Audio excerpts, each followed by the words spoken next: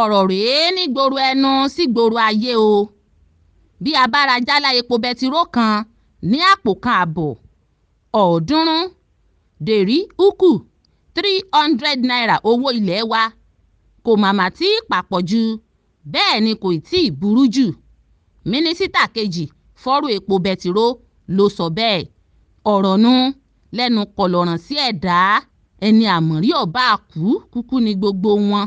Ǹjẹ́ ọ̀wọ́n gógó ìdíyelé iye owó tí wọ́n ń ta jálá epo bẹtiró yóò sì dínkù báyìí pẹ̀lú bí nǹkan ṣe rí yìí?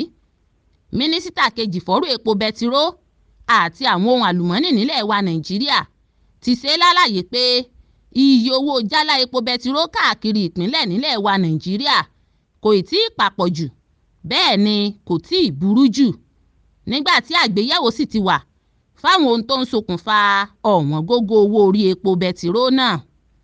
Mínísítà, ẹni tó bá ikọ̀ àwọn oníròyìn sọ̀rọ̀ lólùlú ilẹ̀ wa Àbújá lọ́jọ́ Ajé Monday sọ wípé òun kò ní bara jẹ́ rárá lórí ríra jálá epo bẹtiró kan ní 300 àpò kan àbọ̀ 300 naira. Mínísítà náà Timpa Silva ló ṣàlàyé yànnàná àwọn okùnfà lóríṣìíríṣìí èyí tí ó fa bí iye owó orí epo ṣe ń gbówó lórí sí i. Kódà ó ṣàlàyé síwájú fún àwọn ènìyàn Nàìjíríà kí wọ́n ó kíyèsí bí owó dọ́là ilẹ̀ òkèèrè náà ṣe ń rí. Ó ní àwọn ìpèníjà náà wà lára àwọn ohun tó ń ṣokùnfà bí ọ̀wọ́n gógó ṣe ń bá owó orí epo bẹtiró nílẹ̀ wa Nàìjíríà.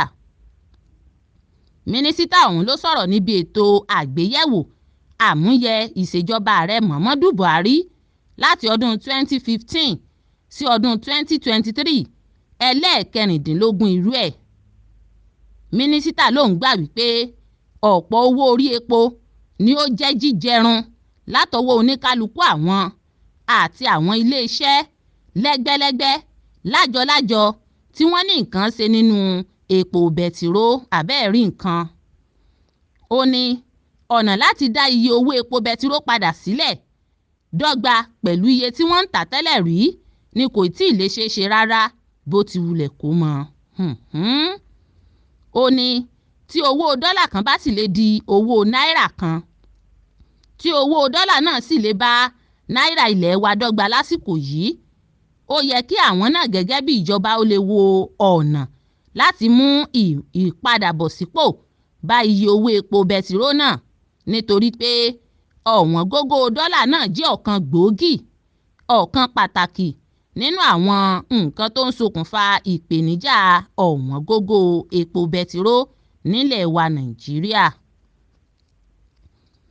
Níṣe ló tún gbóríyìn fún àwọn ikọ̀ òṣìṣẹ́ àti lọ́gàálọ́gàá lábẹ́ iléeṣẹ́ tó ní ṣe nípa epo bẹtiró fún iṣẹ́ ribiribi tí wọ́n ń ṣe.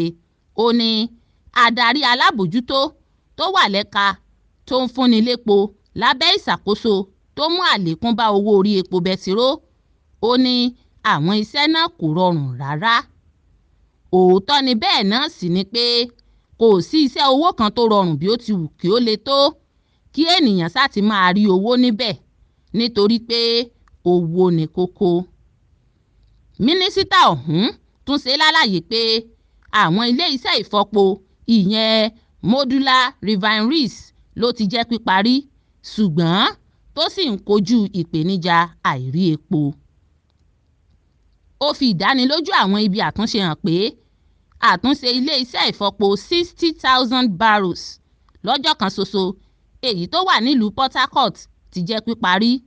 Ó sì tún fi kún un pé ilé iṣẹ́ ìfọpo ọ̀hún yóò bẹ̀rẹ̀ iṣẹ́ ní kọ́tà kínní ọdún 2023 yìí. Wọ́n ó bẹ̀rẹ̀ sí ní fọ epo, ṣe àyàn epo tí wọ́n ó tà fún àwọn ènìyàn lórílẹ̀‐èdè yìí. Mínísítà náà tún fi kún nínú ọ̀rọ̀ rẹ̀ pé àwọn ti mú ìdá 20 nínú 100 ní ti ilé iṣẹ́ ìfọpo Dangote. Àwọn ti mú ìdá 20 bákan náà ní ti ilé iṣẹ́ ìfọpo Azikiwe, tí àwọn sì tún ti mú ìdá 30 nínú 100 ti ilé iṣẹ́ ìfọpo Walter Smith. Bẹ́ẹ̀ ni àwọn sì tún ti ṣe bẹ́ẹ̀ mú ìdá 20 nínú 100 ti ilé iṣẹ́ ìfọpo DUPOL. Ó ní kódà DUPOL ti parí ilé iṣẹ́ ìfọpo tirẹ̀, ó kàn kú kí wọ́n bẹ̀rẹ̀ iṣẹ́ ní pẹrẹu ni. Ó ní ó dá òun lójú pé oṣù kan sí ìsinsìnyí wọn yóò bẹ̀rẹ̀ iṣẹ́ ní àwọn ilé iṣẹ́ ìfọpo náà. Àbádúpẹ́ o. Ó ṣe lálàyé síwájú pé àwọn sì nírètí ilé iṣẹ́ ìfọpo Dangote láti bẹ̀rẹ̀ iṣẹ́ kí wọ́n gbìnàyá lọ́dún 2023 tí a wà yìí. Báwo ni kò bá ti dára tó bí ilé iṣẹ́ ìfọpo tí àwa náà bá ń ṣiṣẹ́ pẹ̀lú ìrọ̀rùn. Ìpèníjà ọ̀wọ́n gógó yóò kọ́kọ́ wá sí apá kan náà. Ìgbáyégbádùn yóò sì dé bá àwọn ènìyàn orílẹ̀-èdè pẹ̀lú rírí àti ríra epo bẹtiró náà ní iye owó tí kò gara jù. Àwọn ohun tó ń ṣẹlẹ̀ láàrin àwọn ẹgbẹ́ tó ń ṣe kòkárí epo bẹtiró, ó ti yẹ kí àsọyépọ̀ ti wà láàrin àwọn tó ní àwọn ilé iṣẹ́ ìfọpo àti àwọn tí yóò máa gbé epo pín epo káàkiri fún àwọn ènìyàn. Ó ní gẹ́gẹ́ bí ilé iṣẹ́, àwọn gbọ́dọ̀ rí dájú pé wọ́n wá ojútùú ọ̀nà àbáyọ sí ìṣòro ọ̀wọ́n gógó owó epo ọ̀hún láàrin ẹgbẹ́ méjèèjì. Ó ní pẹ̀lú ilé iṣẹ́ ìfọpo Dangote, àsọyépọ̀ ti wà, kò sí ìyọnu kankan mọ́. Bí iṣẹ́ bá ti bẹ̀rẹ̀, ìrọ̀rùn ti dé nìyẹn. Àmọ́ lọ́wọ́lọ́wọ́ báyìí kò tí ì burú jù, bẹ́ẹ̀ ni kò tí ì papọ̀ jù.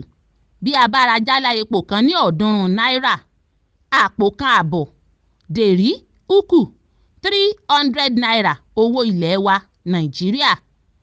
Mínísítà kejì fọ́rọ̀ epo bẹtiró ló sọ bẹ́ẹ̀ pẹ̀lú àlàyé. Èyí ni ìròyìn ìgbéyẹ̀wò wa fún ti àkókò yìí. Ẹ lè fi èrò yín ṣọwọ́ sí wa lórí ìkànnì wa DriveTv. Láti túbọ̀ máa gbádùn àwọn ìròyìn ìgbéyẹ̀wò wa, ẹ subscribe sí YouTube channel wa, kí ẹ follow Facebook page wa àti àwọn other social media network wa. My name is Akianabi. I'm a video director and TV producer of Akomolowe on African Magic. Keep watching DriveTv. olólùfẹ́ DriveTv àti gbogbo ẹ̀yin tí Fẹ́mi Sola ẹ máa wo DriveTv.